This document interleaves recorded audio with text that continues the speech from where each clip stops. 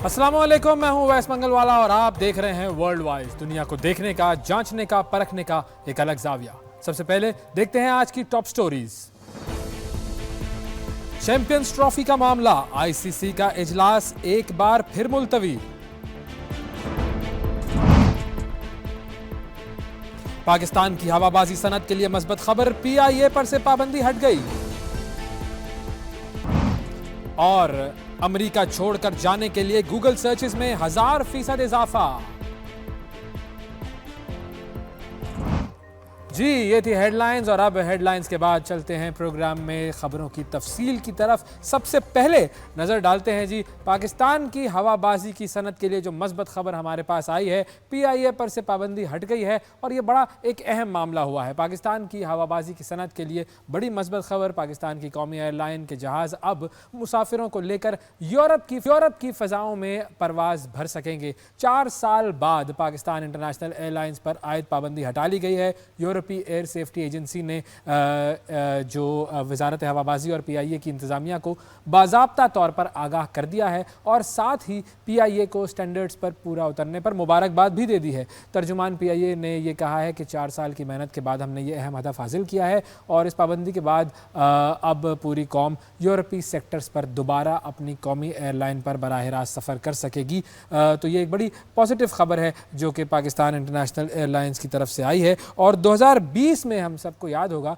कि 2020 में उस वक्त के जो वफाकी वज़ीर हवाबाजी थे ग़ुलाम सरवर ख़ान, उनकी जानिब से पार्लियामेंट में जो पायलट्स हैं उनकी जाली डिग्रियों के इंकशाफ और मशकूक लाइसेंस का स्कैंडल सामने आया था और उस वक्त फिर बरतानिया, इटली, स्पेन, नॉर्वे, डेनमार्क और फ्रांस से पीआईए का ऑपरेशन जो है वो गया था और उस वक्त से वो मुअत्तल था और अब जाकर ये पाबंदी जो है वो हटी है। अब नज़र डालते हैं जी एक और मुल्क की तरफ।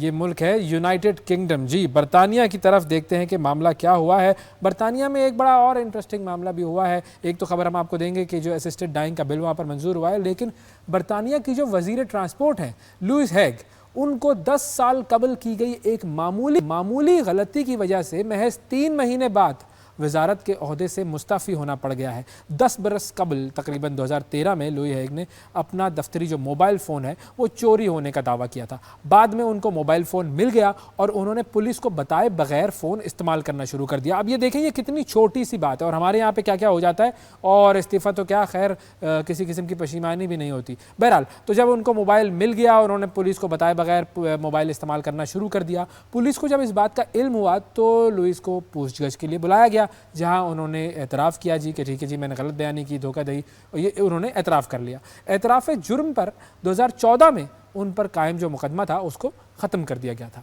37 साल ये खातून है जी लुइस हेग। उन्होंने 2015 में शुमाली इंग्लैंड का ज़िला जो है शेफील्ड, उसकी नुमाइंदगी की थी और इस बरस जुलाई में वज़ीर आज़म केयर स्टारमर के इक़्तिदार संभालने पर वज़ीर ट्रांसपोर्ट की उनको जिम्मेदारी मिली थी और वज़ीर बनते ही ये 1 दिहाई पुराना फ़ोन चोरी का मामला दोबारा ज़ेर बहस आया और फिर उन्होंने वो ओहदा छोड़ दिया, उन्होंने अपने ओहदे से इस्तीफ़ा दे दिया।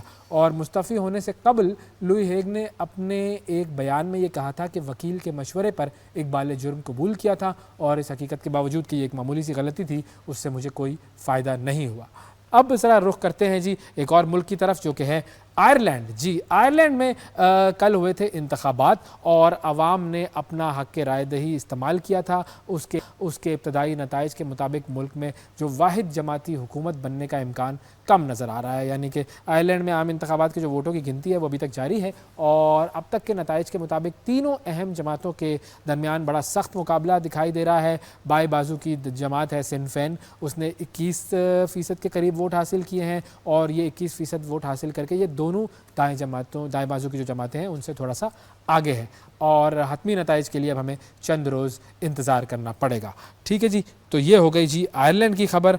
और आयरलैंड के बाद अब जाते हैं जी अमेरिका की तरफ। अमेरिका में एक बड़ा ज़बरदस्त मामला हुआ है और वो मामला क्या है कि जी डोनाल्ड ट्रंप जो है, अब जब डोनाल्ड ट्रंप जो है वो वापस आया है तो डोनाल्ड ट्रंप के वापस आने के बाद ये जो गूगल सर्चेस हैं उसमें इजाफा हो गया है और लोग क्या सर्च कर रहे हैं। पाकिस्तान के बारे में खबर आती है ना कि लोग कुछ ज़रा गैर मौज़ब सी चीज़ सर्च कर रहे हैं, तो वो ख़बर तो चलो एक अलग है, लेकिन यहाँ पर जो ख़बर है वो क्या है, वो ख़बर ये है कि लोग गूगल पर ये सर्च कर रहे हैं कि हमने अमेरिका कैसे छोड़ना है, हम अमेरिका से बाहर निकलना चाहते हैं तो हम अमेरिका से कैसे बाहर निकलें, ये चीज़ लोग जो है वो सर्च कर रहे हैं। और इस हवाले से हमें तफसील बताएंगे हमारे नुमाइंदे हमारे साथ मौजूद हैं सद्दाम तुफैल, वो अमेरिका से हमें बताएंगे कि जिसकी तफसील क्या है। जी सद्दाम, बताइएगा कि ये गूगल सर्चेज में जो इजाफा हुआ है ये कितना है? जी बिल्कुल। सदर ट्रंप के मुंतखब होने के बाद अमेरिका से बाहर मुंतकली के हवाले से जो इंटरनेट सर्च है उसमें 1000% से जायद का इजाफा देखने में आ रहा है। और जैसे ईस्ट कोस्ट का इंतखाबी अमल मुकम्मल हुआ तो 24 आवर्स यानी 24 घंटे में कनाडा मुंतकली के हवाले से जो सर्च हुई उसमें तकरीबन एक अंदाजा के मुताबिक 1270% इजाफा देखने में आया। इसी तरह ऑस्ट्रेलिया मुंतकली के हवाले से इंटरनेट पर जो सर्च हुई उसमें तकरीबन 820% इजाफा देखने में आया। अब बात करते हैं न्यूजीलैंड की जो इमिग्रेशन की जो वेबसाइट है, उन्होंने एक डाटा एनालिसिस किया कि सेम डेट पे पिछले साल 1500 यूजर्स जो थे वो उनकी वेबसाइट पर उन्होंने एक्सेस किया, लेकिन सेम डेट में इस मरतबा 25,000 यूजर्स ने एक्सेस किया। तो अगर हम सदर ट्रंप के इंतखाबी जो उनके जो बुनियादी नुकात थे उनकी कैंपेन के उसका भी जायजा लेते हैं तो उसमें एक अहम नुकता था कि जो इल्लीगल है, गैर कानूनी तौर पर अमेरिका में मुकीम है, उनको मुल्क बदर किया जाएगा। मतलब उनका इस हवाले से जो मौक़िफ़ है वो हमेशा से वाज़े और दो टोक रहा है। और जब सदर ट्रंप को मुंतखब किया गया है तो वो भारी अक्सरियत से मुंतखब हुए, तो अमेरिकन सिटीजन जो है, अमेरिकी शहरी जो है, वो भी इस हवाले से उन्होंने अपना जो हक़ राय दही इस्तेमाल किया है वो भी इसमें वाज़े मौक़िफ़ रखते हैं। यहाँ पर एक और चीज़ क्लियर होनी चाहिए कि जब बात की जाती है गैर कानूनी तौर पर मुकीम लोगों की, तो वो लोग हैं जो बॉर्डर क्रॉस करके गैर कानूनी तौर पर अमेरिका में दाखिल होते हैं, स्पेशली मैक्सिको बॉर्डर, जिसमें दुनिया भर से लोग वहाँ पर आते हैं और वहाँ से मैक्सिको के जरिए डिफरेंट कार्टल्स होते हैं जो फिर बॉर्डर क्रॉस करा के उनको अमेरिका ले आते हैं। सन 2023 से अब तक 2024 अब तक जो इलीगल इमिग्रेंट्स हैं उनमें तकरीबन 5 लाख का इजाफा देखने में आया है।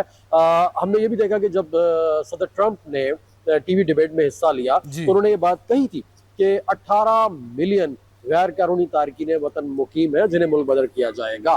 तो फिर जिस तेजी से ये इजाफा हुआ है खासतौर पर सन 2023 और 2024 में, उसके बाद अब अमरीकी जो सिटीजन्स हैं उनमें भी एक जिसे कहते हैं कि एक ये जज्बा पाया जाता है कि इस हवाले से कोई कानून साजी या मुकम्मल कोई लाहेबल तरतीब दिया जाए। तो ये जो भी मामला चल रहे हैं ये इलीगल इमिग्रेंट्स के हवाले से, जो लोग कानूनी तौर पर यहाँ पर मुकीम है, जो कि वर्किंग राइट्स रखते हैं, जो अपना बिजनेस करते हैं, जो अपनी जॉब्स करते हैं, वक्त पर टैक्स की अदायगी करते हैं, तो इस हवाले से उनको किसी भी तरह के शुकूक और शुबहात का शिकार नहीं होना चाहिए। बिल्कुल ठीक है जी, बहुत करेंगे जी। सद्दाम तुफैल हमारे साथ मौजूद थे और हमें आगाह कर रहे थे कि अमेरिका के जो लोग हैं वो अब सर्चिंग ये कर रहे हैं गूगल पर कि हमें किसी और मुल्क मुंतकिल होना है तो वो कैसे हो। कनाडा की तरफ भी लोग जाना चाह रहे हैं, ऑस्ट्रेलिया की तरफ भी लोग जाना चाह रहे हैं, और इसमें ज़ाहिर है वो भी होंगे लोग जो कि इलीगल इमिग्रेंट्स हैं अमेरिका के। एक छोटा सा वक्फा हमें लेना है, वक्फे के बाद दोबारा हाजिर होंगे। ये है वर्ल्ड वाइज, हमारे साथ रहिएगा।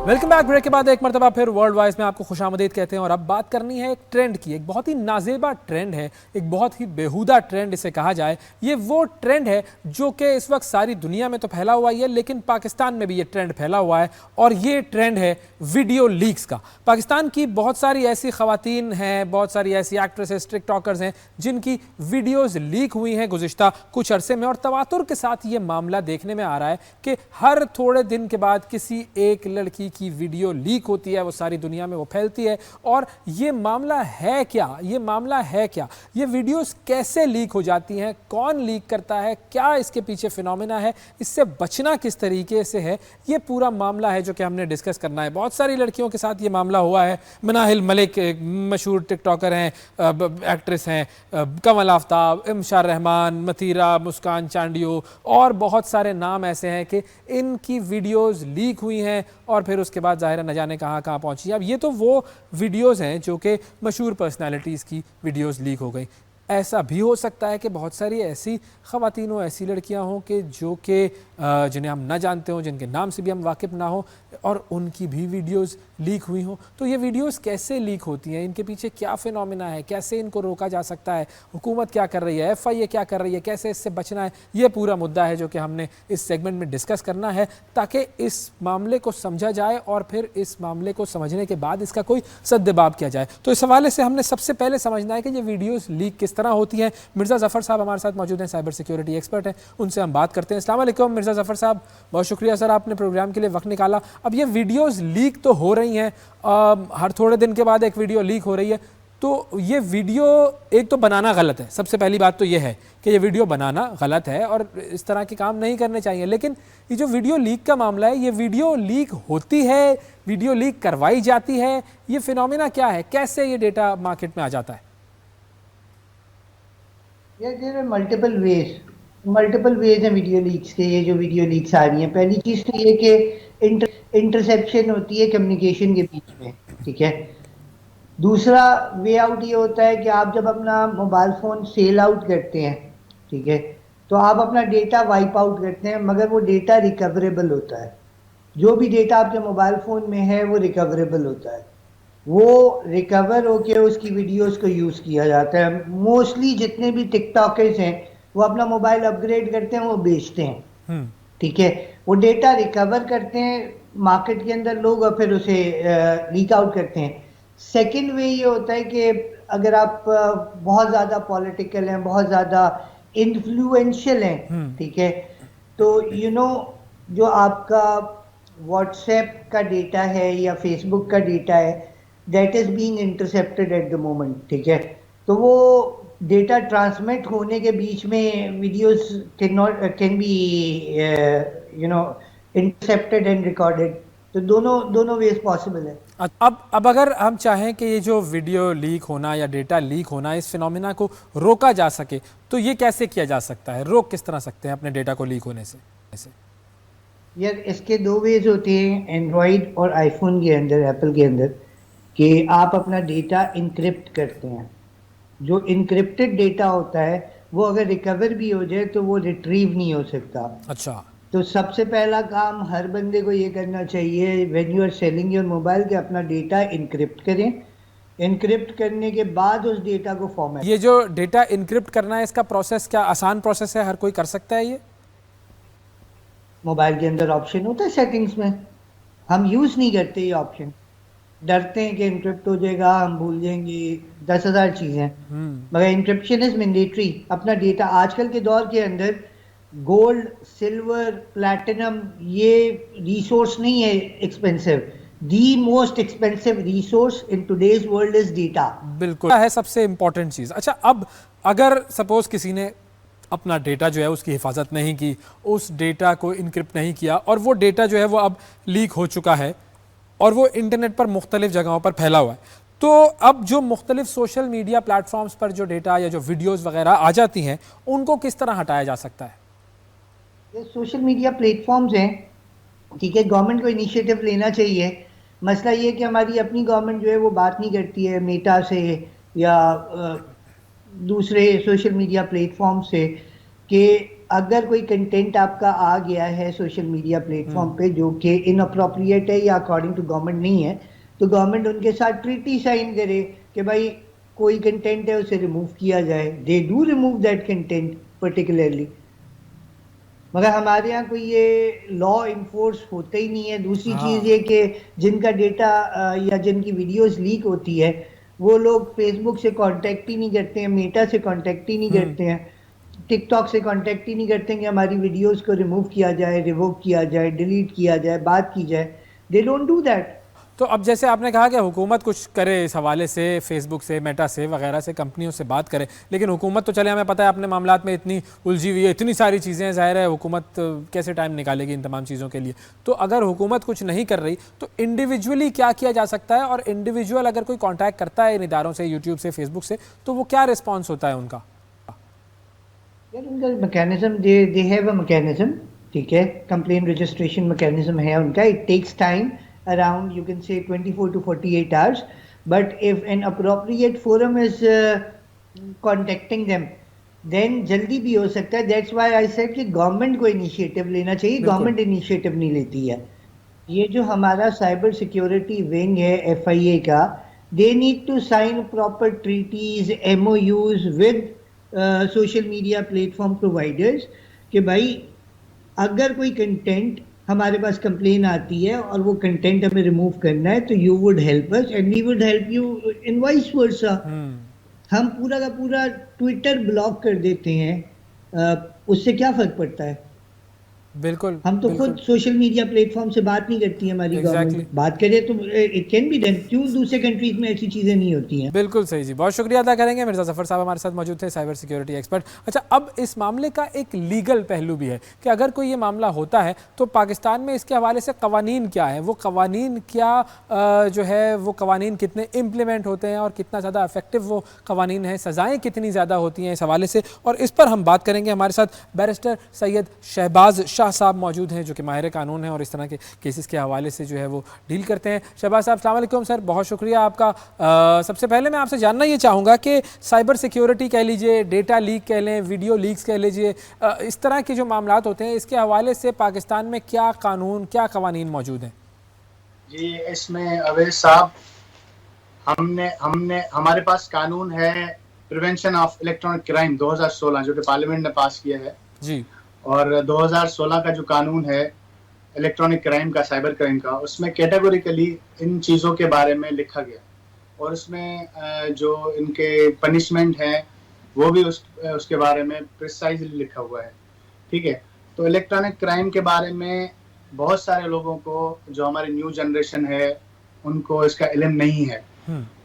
उनको इस बात की अभी पता ही नहीं है कि वो जो काम करते हैं मोबाइल पे, लैपटॉप पे, और जो पिक्चर्स या वीडियोस एडिट करते हैं उसमें वो एक बहुत बड़ा क्राइम है जिसकी सज़ा 7 साल है। 7 साल, उसमें 5 मिलियन का फाइन है। 5 मिलियन का फाइन। और इसमें आजकल जो इलेक्ट्रॉनिकली एआई आ गया है, इसको कहते हैं आर्टिफिशियल इंटेलिजेंस। जी, आर्टिफिशियल इंटेलिजेंस के थ्रू आजकल बहुत सारी एप्स आ गई हैं मार्केट में जो कि आर्टिफिशियल इंटेलिजेंस को बहुत ज़्यादा बढ़ावा दे रही हैं। और उसमें ये होता है कि अगर आप किसी की भी तस्वीर, 2 जनों की तस्वीर आप लगा दें आपस में, बिल्कुल, और उसको एडिट करके और उन दोनों को किसी भी चीज़ में आप ले जा सकते हैं, ठीक है, तो वो एक एडिटिंग में आ जाता है जो कि सेक्सुअली एक्सप्लिसिट उसको कहा जाता है, उसके ज़मरे में आता है। अच्छा शहबाज साहब, मुझे ये भी बताइएगा कि 2016 के बाद से ये कानून क्या अपडेट किया गया है, और ख़ासतौर पर चूंकि हम वीडियो लीक्स की बात कर रहे हैं तो वीडियो लीक्स के हवाले से इसके अंदर क्या कवानीन हैं, क्या उनकी सज़ाएं हैं, और कितना जो है वो इसके ऊपर मवाद वीडियो लीक्स के हवाले से मौजूद है? इस वक्त तक तो 2016 का जो कानून है प्रिवेंशन ऑफ इलेक्ट्रॉनिक क्राइम का, वो इंटैक्ट है, इसमें कोई भी अमेंडमेंट इस वक्त तक नहीं आई। ठीक है, और जो इसमें ऑलरेडी जो चीज़ें हैं वो प्रिस्क्राइब्ड हैं।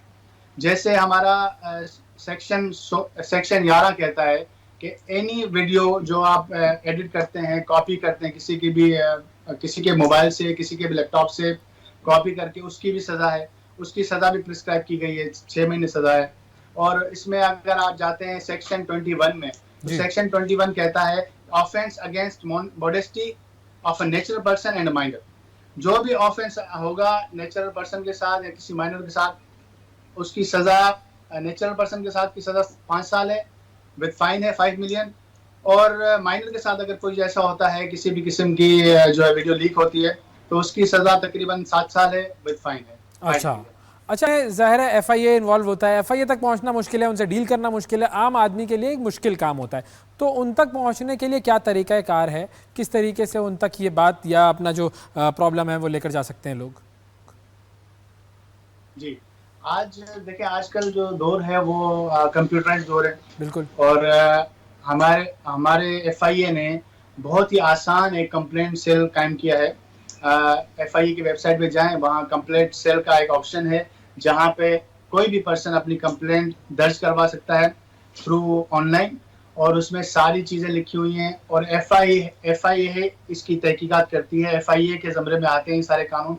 और जो भी इसमें ऑनलाइन या जो भी इसमें जैसे मॉडेस्टी का कोई मसला क्रिएट होता है या जो भी वीडियो लीक होती है, उसकी तहकीकात जो है FIA ही करती है और FIA ही उसके चालान पेश करती है। ठीक, लेकिन देखें FIA तक अगर पहुंच गए, उसको आपने अपना डेटा वगैरह दे दिया और केस उस तक पहुंच भी गया, तो देखा ये गया है कि जो मामलात होते हैं उसके अंदर सज़ा नहीं मिलती है, क्योंकि वो मामलात, मुझे नहीं पता क्या होता है, क्या प्रोसिक्यूशन की कमज़ोरी होती है या कोई और मामला होता है, सज़ाओं तक बात क्यों नहीं पहुंचती है? आजकल देखें अवैस भाई, इसमें ये होता है कि जो पार्टीज हैं, क्योंकि ये एक सेंसिटिव मामला है, ठीक है, तो अल्टीमेटली क्या होता है कि पार्टीज आपस में फिर पेचअप कर लेती हैं, या कोई अगर दोस्त होते हैं आपस में, उनकी वीडियो लीक हो जाती है तो बाद में पेचअप कर लेते हैं। लेकिन ऐसा नहीं होना चाहिए, क्योंकि इसमें सजा, अगर कोई चालान पेश होता है तो अल्टीमेटली इसमें सजा होती है।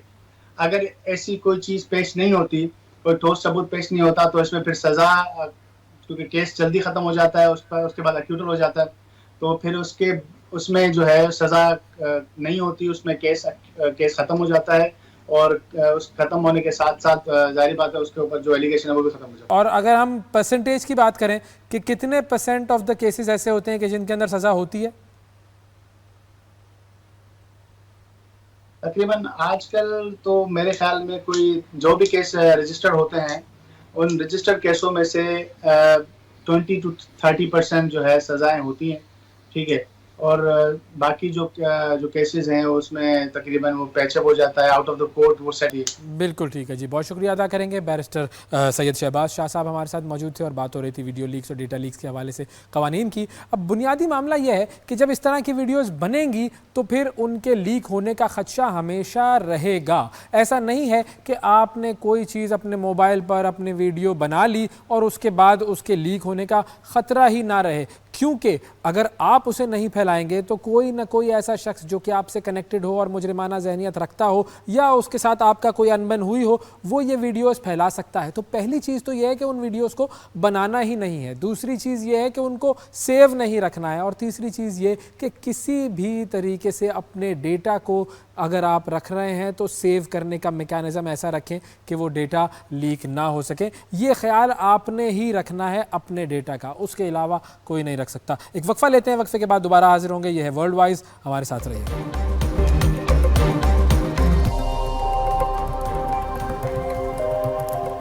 वेलकम बैक जी, एक मरतबा फिर आपको वर्ल्ड वाइज में खुशामदीद कहते हैं और बात करते हैं जी अब क्रिकेट के मामलात की। चैंपियंस ट्रॉफी के मामले में जो ICC का इजलास था वो एक मरतबा फिर मुलतवी हो गया है, और अब ये इजलास जो मुलतवी हुआ है, अब ये मामला कहाँ तक जाएगा, होगा क्या, कब चैंपियंस ट्रॉफी होगी, किस तरीके से होगी, ये है सबसे बड़ा सवाल। नादरा मुश्ताक साहिबा हमारे साथ मौजूद हैं जो कि सीनियर स्पोर्ट्स जर्नलिस्ट हैं, वो हमें ज्वाइन कर रही हैं, उनसे हम बात करते हैं। अस्सलाम वालेकुम नादरा, बहुत शुक्रिया आपका प्रोग्राम के लिए, आपने वक्त निकाला। ये बताइए, पाकिस्तान का जो मौक़िफ़ है, बड़ा सख्त पाकिस्तान ने मौक़िफ़ इख्तियार किया हुआ है, फ़ायदा क्या होगा पाकिस्तान को इस मौक़िफ़ का, और अभी जो ICC की मीटिंग का इजलास है वो क्यों मौखर किया जा रहा है बार बार?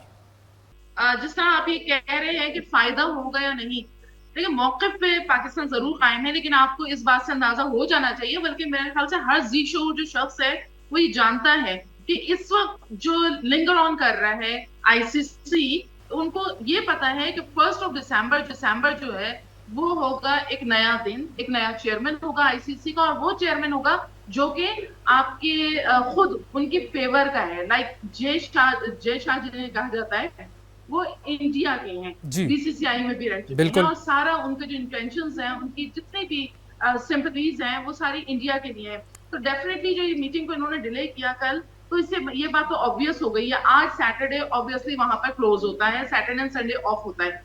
3rd को जाके या 2nd को जाके अगर ये ऑन करते हैं, अपना ओपन करते हैं अपना ICC का ऑफिस, तो वहां पर एक नया चेयरमैन बैठा होगा जो कि सारी की सारी जो भी डिसीजंस लेगा, जो भी बात करेगा, वो फेवर में होगी इंडिया की। तो ये बात तो हमें बिल्कुल अपने जहन में बिठा लेनी चाहिए। लेकिन मैं यहाँ पर आपको एक बात जरूर बताऊंगी कि मेरे कुछ अपने जराए भी हैं जो कि बहुत अरसे पहले मैंने कई जगह पर ट्वीट्स भी किया, ब्लू स्काई पे भी लिखा, काफी जगहों पर मैंने सोशल मीडिया पे भी किया कि मेरे जराए ने ये बताया, मैं भी हो सकता है कि वो रॉन्ग भी हूँ, लेकिन इंडिया के जितने मैचेस भी होंगे उसके लिए जो टीम होटल्स हैं वो दुबई में बुक किए जा चुके हैं, फाइनलाइज हो चुके हैं। इवेंट के ब्रॉडकास्टर से भी बातचीत, नेगोशिएशन जारी है जो कि इंग्लैंड से आएंगे। क्योंकि बात यह आ रही थी कि अगर अचानक ICC जो है वो इंडिया की फेवर में करता है बात, तो ऑल ऑफ अ सडन तो कोई भी चीज नहीं हो सकती ना। तो इसलिए वो सारी प्लानिंग हुई भी है। और जब भी इंडियन मीडिया जो है वो इतने धड़ल्ले से बात कर रहा है कि जिन्हें इंडिया तो आएगा ही, तो इसका मतलब क्या हुआ कि इंडिया नहीं आएगा, इट मींस कि इंडिया नहीं आएगा। बिल्कुल। अच्छा, अब अगर ये चीज़ हाइब्रिड मॉडल पर हम चले जाते हैं आईसीसी चैंपियंस ट्रॉफी में पाकिस्तान इंडिया के मैचेस के लिए, तो फिर पीसीबी का मौक़िफ़ क्या होना चाहिए? कि देखिए पीसीबी जो है वो एक बड़ा इदारा है, छोटा इदारा नहीं है। हमारी पीएसएल भी बहुत सक्सेसफुल जा रही है, लोग आ भी रहे हैं, तमाम बड़ी टीमें पाकिस्तान आ चुकी है। तो मेरे ख्याल से जो पीसीबी है उनको ये मौका इख्तियार करना चाहिए कि हम भी हाइब्रिड पे खेलेंगे। हम क्यों वर्ल्ड कप वहां पर इंडिया में जाके खेलें, हम क्यों एशिया कप जाके खेलें वहां पर, हमें भी हाइब्रिड पे खिलाएं। क्यों इंडिया इतना लाडला है कि वो सिर्फ हाइब्रिड पे खेलेगा, दुबई में खेलेगा, श्रीलंका में खेलेगा या साउथ अफ्रीका में? पीसीबी क्यों नहीं कर सकता?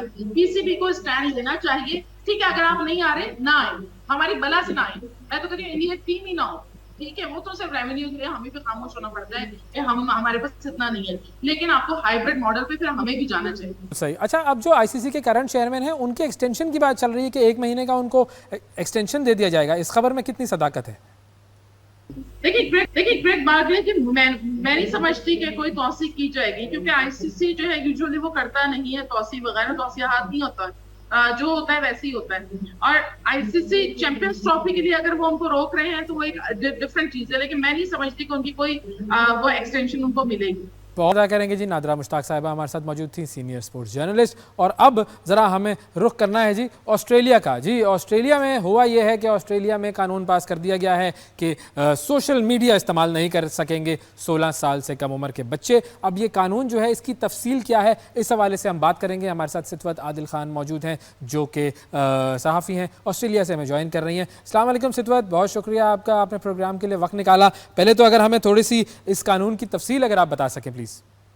Thank you for having me Owais. जी, ये ऑनलाइन सेफ्टी अमेंडमेंट बिल 2024 जो है वो जुमेरात के दिन ऑस्ट्रेलियन सेनेट में पेश किया गया और इसको मौजूदा हुकूमत के prime minister Albanese, labour party के, और leader of the opposition Peter Dutton ने पेश किया। इस बिल को कानून बनाने से पहले तकरीबन सेनेट में 1 घंटा बहस हुई, जिसके बाद फिर वोटिंग हुई और इसको बाकायदा जो है वो एक कानून बना दिया गया है। इस कानून के मुताबिक जो 16 साल की उम्र तक के बच्चे हैं उनको सोशल मीडिया इस्तेमाल करने से उन पर पाबंदी लगा दी गई है, यानी कि वो टिकटॉक, इंस्टाग्राम और एक्स और फेसबुक जैसे प्लेटफॉर्म्स पर अपने अकाउंट्स नहीं बना सकेंगे।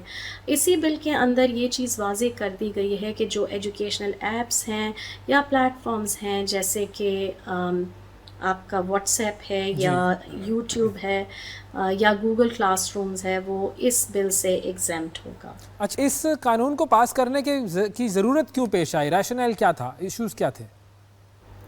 जी ओवैस, इस बिल को लेके दुनिया भर में हंगामा मचा हुआ है और जहां बहुत सारे लोग इसकी हिमायत कर रहे हैं, वहीं अगर आप ऑस्ट्रेलियन सेनेट में जो अपोजिशन पार्टीज़ हैं, ग्रीन्स, लिबरल पार्टी और आज़ाद उम्मीदवार, उनका कहना है कि ये बिल एक फ्लॉड बिल है, एक जल्दबाजी में इस बिल को पेश किया गया और पास किया गया और इस पर मज़ीद बहस होनी चाहिए थी। अगर अब आप नौजवानों की बात करें, टीनेजर्स की बिलखुसूस, तो उनका कहना है कि ये बिल जो है वो एक एक्सट्रीम स्टेप है और उसकी ज़रूरत नहीं थी। पेरेंट्स का कंसर्न है, इंक्लूडिंग माई सेल्फ, के बच्चों पर लिमिटेड कंट्रोल होना चाहिए, लेकिन लकीली ऑस्ट्रेलिया में ऐसे इकदाम हैं, जैसे थिंक यू नो एक इनिशिएटिव है ऑस्ट्रेलियन फेडरल पुलिस के तहत, जिसमें डिफरेंट स्कूल्स में जाकर प्रेजेंटेशंस दी जाती हैं बच्चों को, एजुकेटर्स को और पेरेंट्स को बताया जाता है कि आप क्या इकदाम ले सकते हैं जिनके तहत आप ऑनलाइन स्कैमर्स से और प्रेडिटर्स से अपने आप को महफूज रख सकते हैं। और इसी तरीके से अगर आप ऑस्ट्रेलियन ह्यूमन राइट्स या मेंटल हेल्थ एक्सपर्ट्स की बात करें, तो उनका कहना है कि बहुत सारे वल्नरेबल बच्चे, जिनमें कुछ इमिग्रेंट्स भी हैं, वो ऑनलाइन सपोर्ट ग्रुप्स के तहत उनको बहुत ज़्यादा सपोर्ट मिलती है, हेल्प मिलती है, वो इस बैन के तहत आइसोलेट हो जाएंगे।